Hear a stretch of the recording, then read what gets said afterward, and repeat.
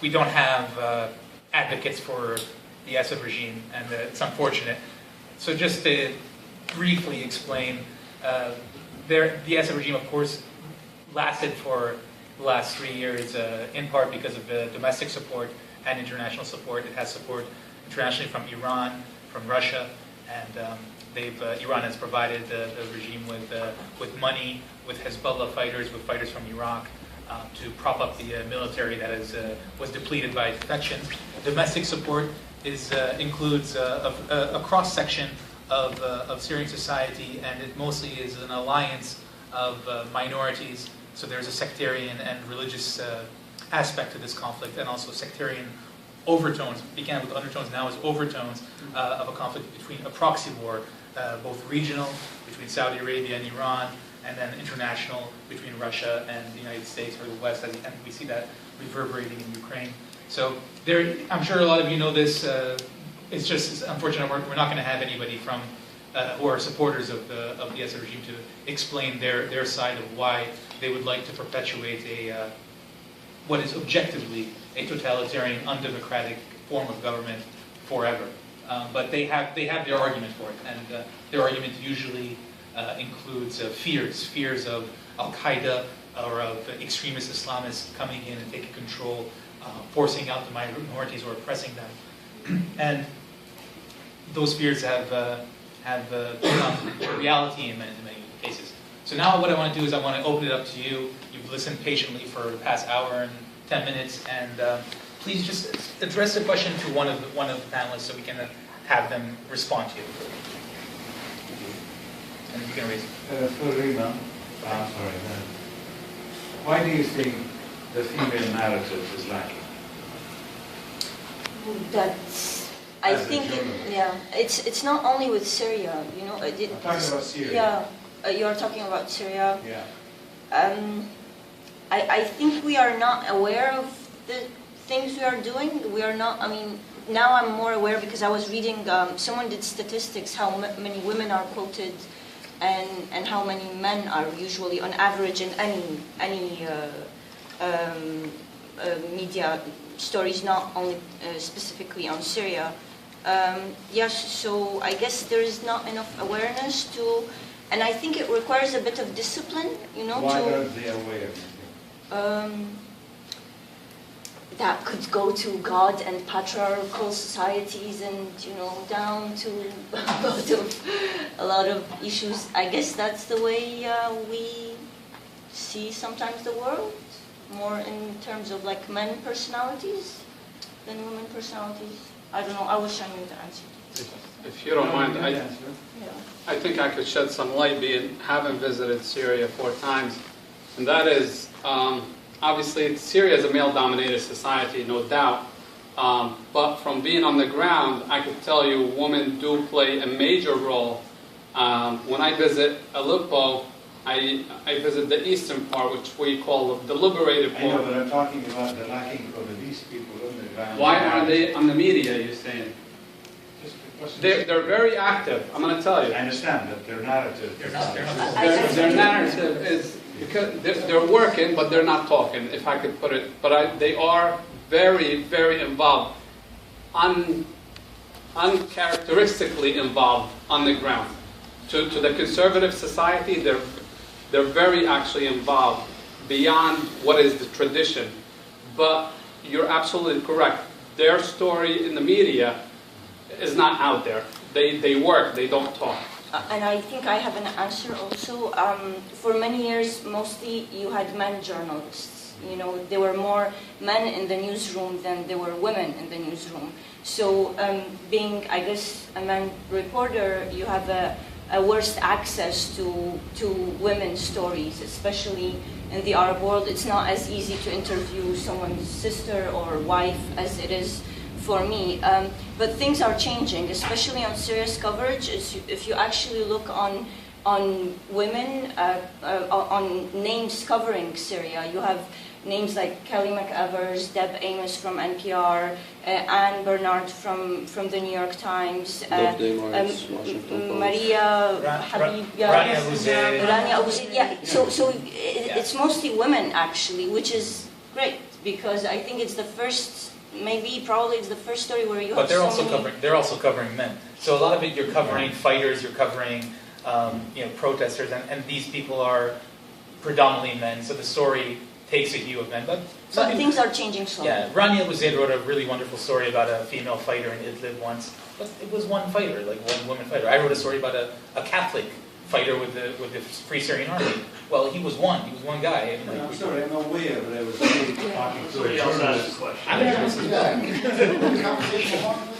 Yes. Behind you, Patrick. Not you. Thank you all so much. That was really interesting, and in particular, Mr. Zakari, thank you so much for sharing a very moving story. I just want to, one word of, I guess, caution a little bit. When we talk about removing the government, in periods of desperate revolution, we tend to, because the situation is so bad, to want to move on to something else quickly. And if we've drawn the example of the Iranian Revolution, we thought that what was behind the door would be better, but it ended up not being better. And because the situation in Syria is so complex and it's so bad, so we want to fix it quickly, but fixing it too quickly might actually cause another problem. So I'm sure you're all aware of this. But this brings me to my questions, and it's for Mr. Zakaria. I remember the BBC publishing something saying, like, if you think you understand the situation in Syria, then you haven't understood anything at all because it's so complicated. In the eyes of the Syrian people, what would be the ideal external intervention to resolve this conflict? That's my first question. And what can we do here to help? What can we do as just regular citizens to help the Syrian people? Because we do stand behind you 100%. As a start, like we were trying to explain to you, the problem in Syria has been going on since 4 decades. It's not new. And Bashar al-Assad, at the beginning of the Syrian revolution in the middle of 2011, he promised that he's going to turn Syria into a new Afghanistan if anybody tried to get him out of power. And obviously we can see that he fulfilled his promise. Like my colleague Kinan, the other guys were trying to explain to you, Syria right now is one of the biggest bases for Al-Qaeda. You have Hezbollah fighters and Iranian fighters, Iraqi fighters from all over the world. Hassan Nasrallah even said it for 3 times on the Manar channel that if anybody wants to settle things, he can come to Syria and we will fight inside of Syria. So Syria has become a playing ground for all international fighters to come and test their abilities inside of Syria. But like we're trying to explain that the problem is the regime. Let's say, like Kinan was trying to say, explain that right now we managed to stop the violence and entered aid to the besieged towns and start talking about a political transition in Syria, and you still have the Assad regime in power. I think that we only wasted 3 years and millions of people suffering just for nothing. I think the intervention that can solve the problem is to show the Assad regime that there will be consequences for all his acts. I'm not a military commander. I think in the United States and other countries there's a lot of people who can choose the ways that they can show the Assad regime this kind of consequences for the war crimes and for them to be able to push them out of power. Right now we have a political body, we have a transition government, we have a lot of, like Mr.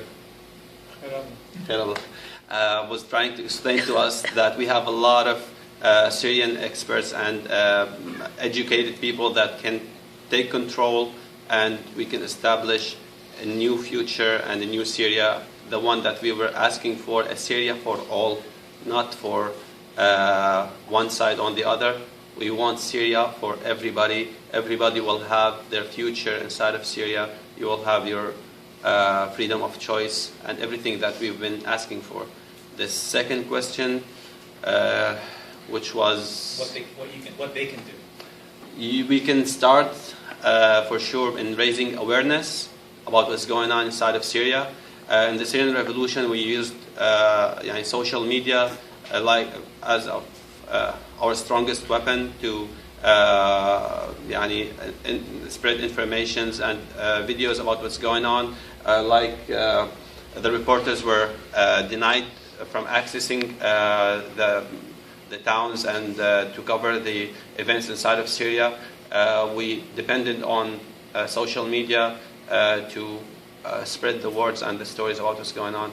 I believe starting with raising awareness with your family, with your friends, telling them about what's going on inside of Syria, that there is a true genocide going on since the past 3 years, and nobody's doing anything about it. We're right now thinking about making some events or doing our very best to make people start writing letters to congressmen or to the State Department or to the White House, asking them to take actions inside of Syria.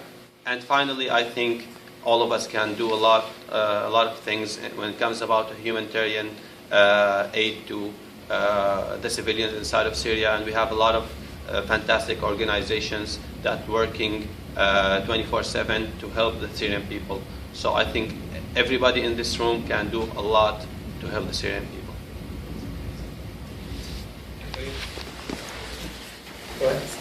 Don't you see that they corrupted First of all, who's the question for? everyone? Don't you see that they corrupted former opposition is part of the problem? Yes. Especially Yes, that's the absolutely Muslim true. Brotherhood, maybe. Or That's absolutely true. Well, again, we've been living under a dictatorship for decades, and that didn't allow us to have a lot of political,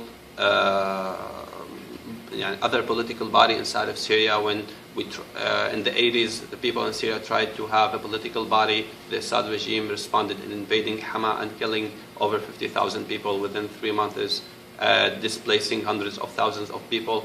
Right now, most of the opposition leaders that we have are based outside of Syria, and this is a big problem for people who are inside of Syria to trust them.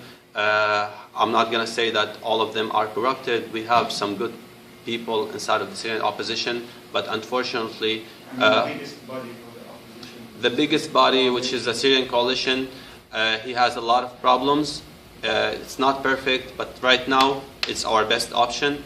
We are trying our very best to support them, trying to ask them to solve their problems and move on with their mistakes, because everybody says that time is money, but in Syria time is blood. And I think all of us should work together and try to support each other. And as soon as we take down the Assad regime, we will have time to build a better government. We will have, like I'm trying to say, we have a lot of amazing people that can do a lot for Syria and start building our country again. Patrick. I was going to ask, I had a friend that is Syrian I believe activist. you're directing questions to just in general, so we can... It's for Kanan, actually. Okay. I have a friend that works for a Syrian activist group. He was saying that, generally speaking, there's an attitude now that people are going to be switching to a humanitarian posture away from a political posture just because the situation is so dire. Do you have any comment on that? Or do you think that that's something that people are saying? The humanitarian situation is dire, and you can't ignore it. You have over 2.5 million refugees, and if you look at, other refugee crises in the world, you can tell that this is going to be a problem that's going to last decades, like actually addressing the needs of these refugees. And it continues to grow, and we expect Syria in the next 4 months will become the world's largest refugee crisis, surpassing, I believe, the Afghan refugee crisis is #1. So it's a huge. You can't ignore this kind of a problem, but I think that again, there's this core problem. Let's say that you're able to send like $1 trillion in humanitarian assistance into Syria. If you have a government that's not willing to let that assistance get into the areas it's supposed to get into, what have you achieved from the $1 trillion of assistance that you've delivered? There's a political problem which supersedes the humanitarian one. If the people of Ma'adamiyya have UN trucks filled with food, 1 or 2 minutes outside of their town, waiting, trying to get in, but the regime continues to fire at them every time they try to get in, what is the point of the humanitarian assistance? What's the point of advocating for that I'm not saying there isn't a point. Obviously, we do need more of that humanitarian assistance. There's a lot of other places where humanitarian actors can get into. There are people like Mohammed Khairullah, who's risking his life to go deliver humanitarian assistance. A lot of organizations that I worked with in northern Syria that are doing the same. We should support those. But fundamentally, there's a political problem. You have a government that's not even willing to let humanitarian assistance reach people that really need it, that are dying of starvation. So that's sort of my response. Let's give that a chance of someone else. So if you want to share this, like, what was your impression during the meeting with Ambassador Power or other people in the State Department? Like, are they just listening? Are they absorbing what you're saying? Are they receptive? Like, if you want to share their impression. Well, since I arrived to the States, the guys in Syrian American Council helped me with setting up meetings in the State Department, in Congress, and sometimes with the Senates. And recently I met with Mrs. Powers. What I've noticed that we have a lot of people inside of the American government who are literally dying to do more for Syria, but they have their hand restricted by the White House, especially coming straight from President Obama, and they are pushing really hard on convincing him that simply that his strategy sucks, and all the mistakes that he have done while he was dealing with the Syrian file was an absolute disaster. You cannot reason a lunatic to stop killing his own people. Unfortunately, dictators only understand the language of power. We all hate war, and like we were trying to say, and everybody I think right now, they have known that we started a peaceful revolution with peaceful demonstrations.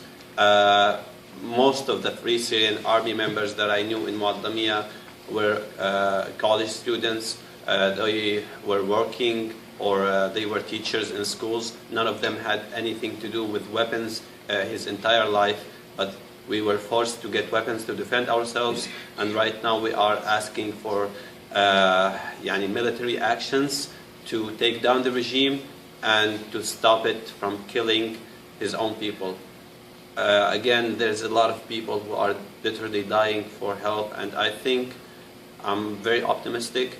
I think, inshallah, if we manage to organize our efforts, we can convince Obama's administration to start acting and stop talking.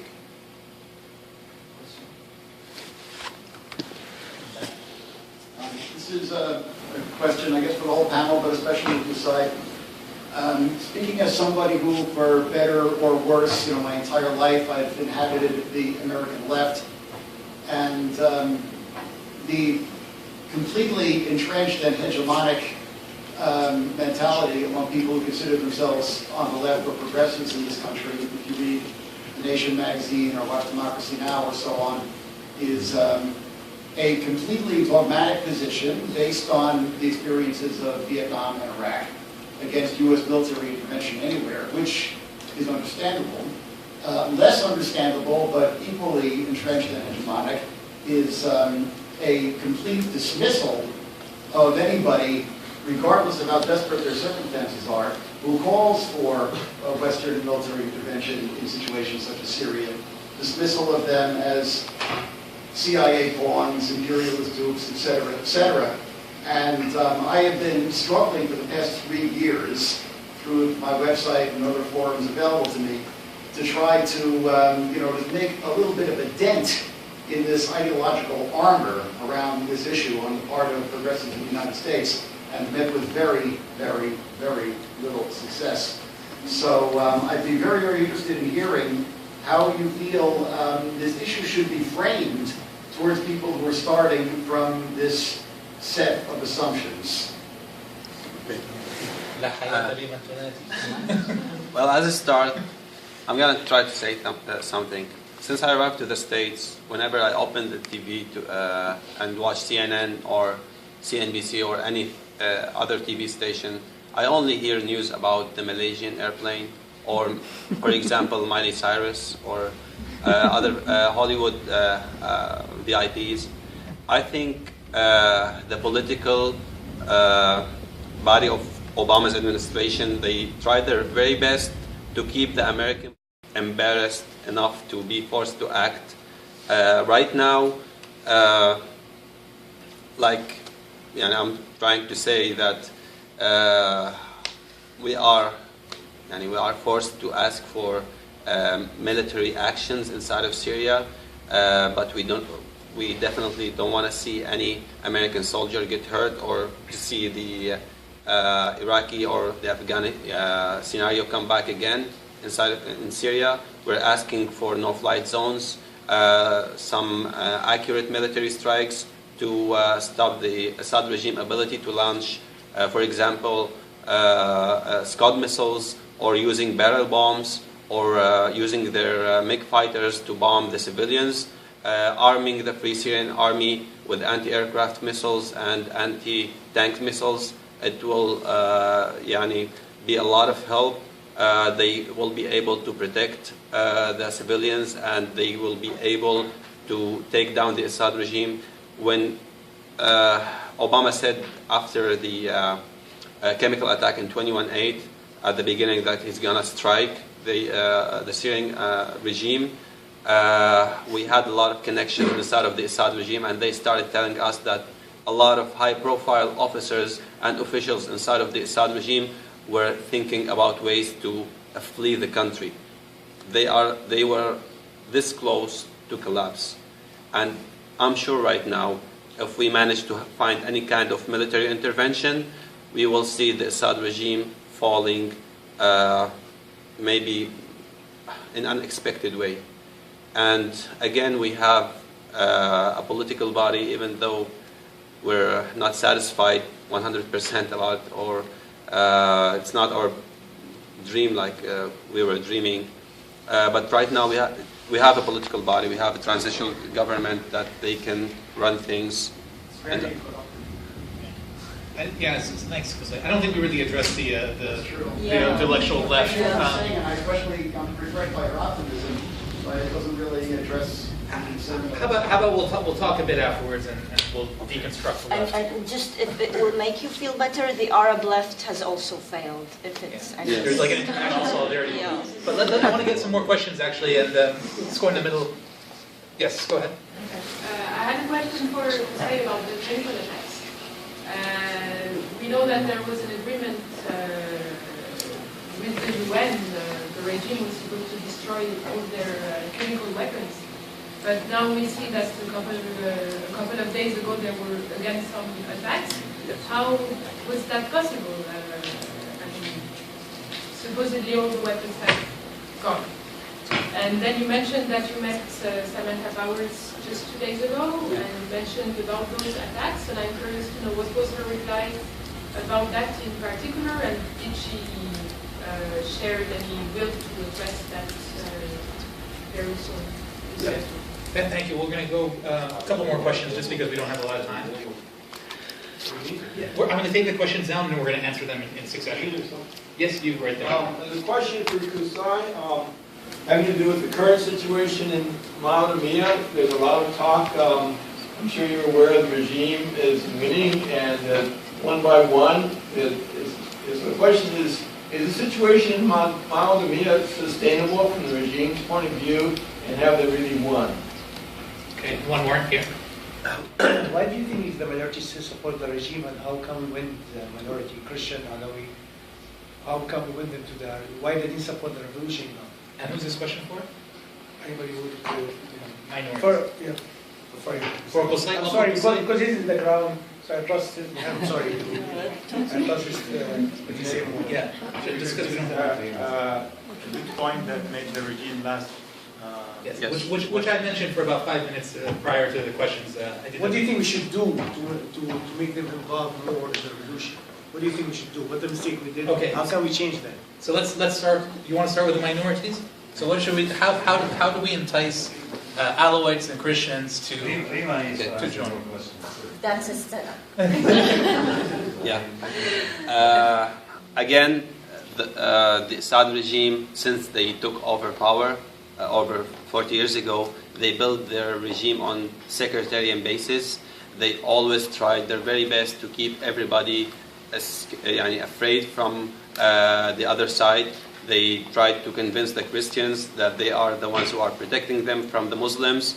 When they were treating Muslims, they made us feel that they treating the other sectarian minorities inside of Syria in a better way. When it comes about the way they build their army, their government, they did their very best to build it on sectarian basis, and it made this tense going on inside of the Syrian community. But if you know enough about Syria, you will know that people inside of Syria, Christians and Muslims and Kurds and a lot of other different members of the Syrian community has been living together since thousands of years before the Assad regime took over. But when the Syrian revolution started, the Assad regime did their very best to make the problems even more between all the Shias and the Muslims and the Christians. They worked on a simple rule, which is divide and conquer, to keep everybody afraid. And because the Christians and the other minorities were closely working with the Assad regime since they took over power, they managed to keep a lot of allies for him from this this kind of people. And I think we can start by taking down the regime again, and we can, for example, when the Syrian revolution started, we had a lot of Christians and Alawites and Shias and Kurds. Everybody was participating in the Syrian revolution, but the Assad regime used power to make things more complicated and trying to take advantage of the situation to survive. And unfortunately, I will say that he succeeded in doing this. Okay. Now to the chemical weapons questions. So, first of all, what are these new chemical weapons that are being used rather than sarin? And then, what did Ambassador Power tell you about this? The Assad regime, 2 weeks ago, we were in a hearing in the Senate, and they had members of the State Department as well.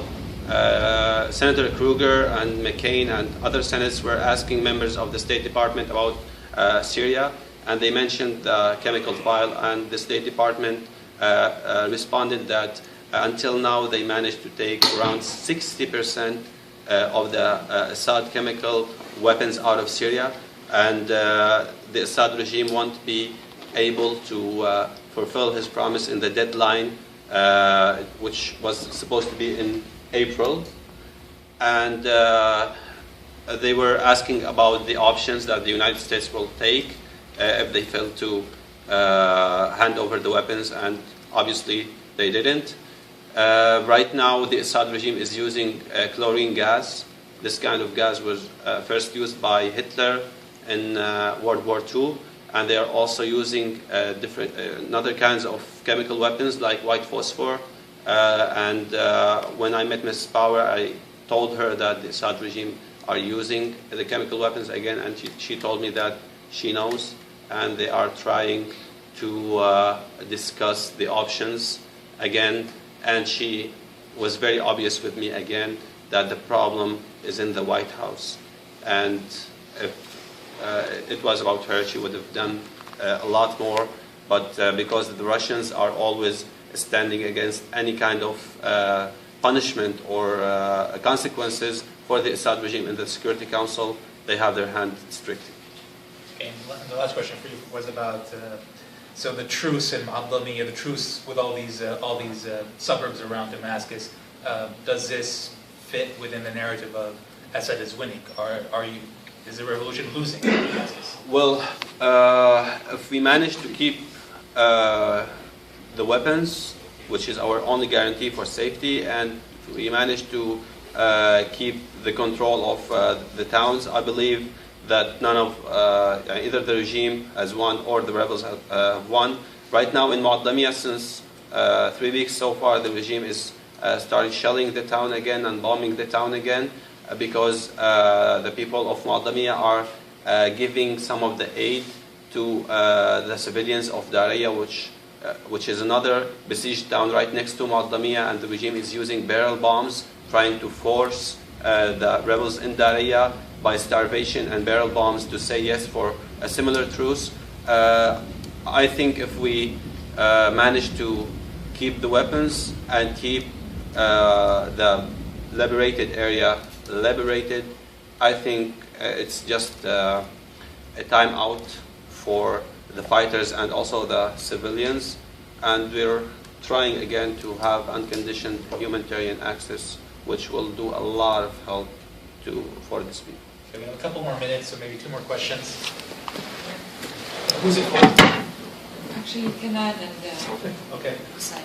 It's about the humanitarian aid. I was in Syria in Damascus up to mid-2012, and I saw this amazing movement of young people, especially women, creating and actually distributing aid. And you had the Christian women and so on, the Druze going to Douma, going to Mu'addamiya, going to, especially when you had the first wave of IDP coming from Homs after the Barama.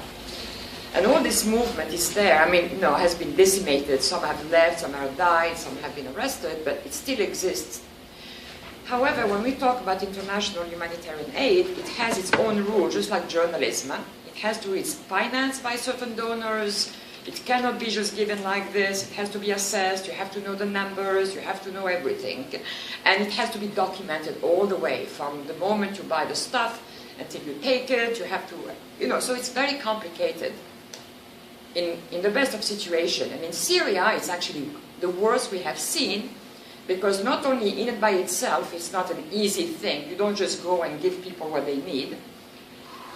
But you also have this problem where the government has controlled this humanitarian aid, which at least the one delivered by the UN and international NGOs, because the rule of the game, as per the General Assembly, at least there is this one resolution from the GA that says, under the sovereignty of the government. So the government has been using this to make sure that the UN and whoever wants to be here, fine. But this is the rule of the game. So no truck can live for season unless the Minister of Foreign Affairs, unless I don't know how many mukhabarat, how many have signed up. Otherwise, nothing moves. So it leaves the issue of, the Syrians themselves, who have been very capable of helping, but cannot access that type of help, that type of supplies, or in terms of quantity, in terms of variety.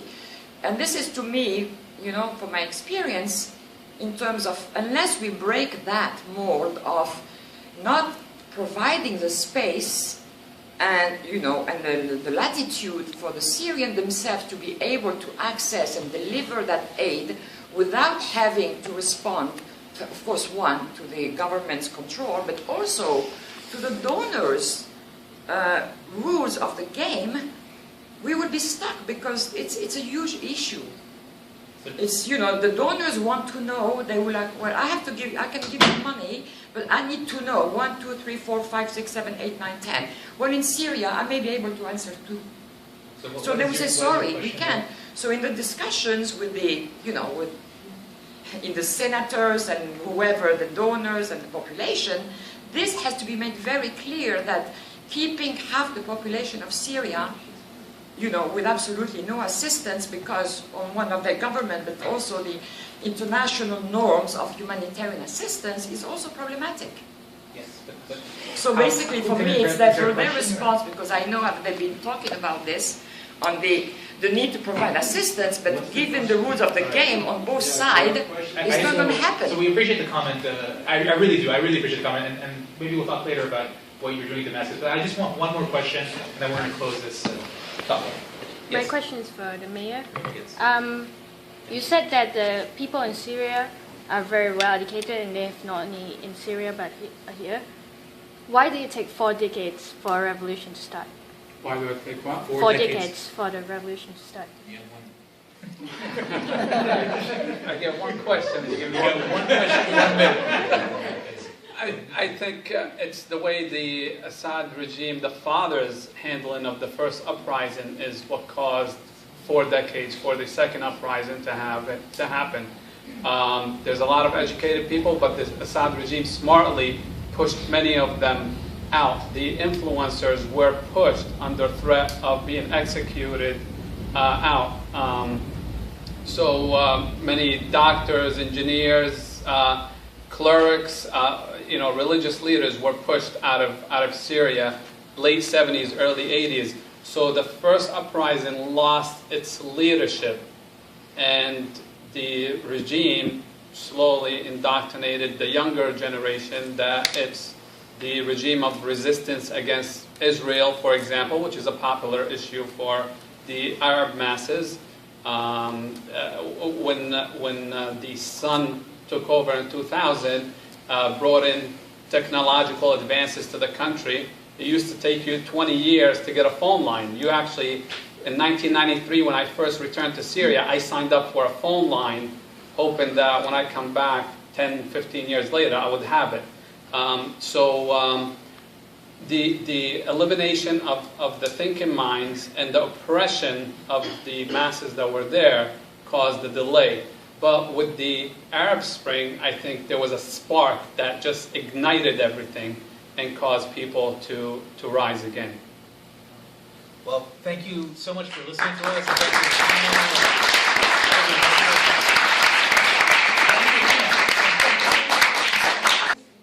I'm the Vice President of the IR Association.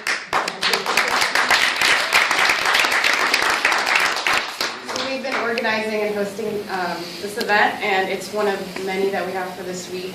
And I just wanted to thank again our panelists for taking time to come meet with us and enlighten us. I learned so many new things, and I think that's part of empowerment, is being educated. So on that note, we do have other events this week. We have an event on Friday, which is a film screening.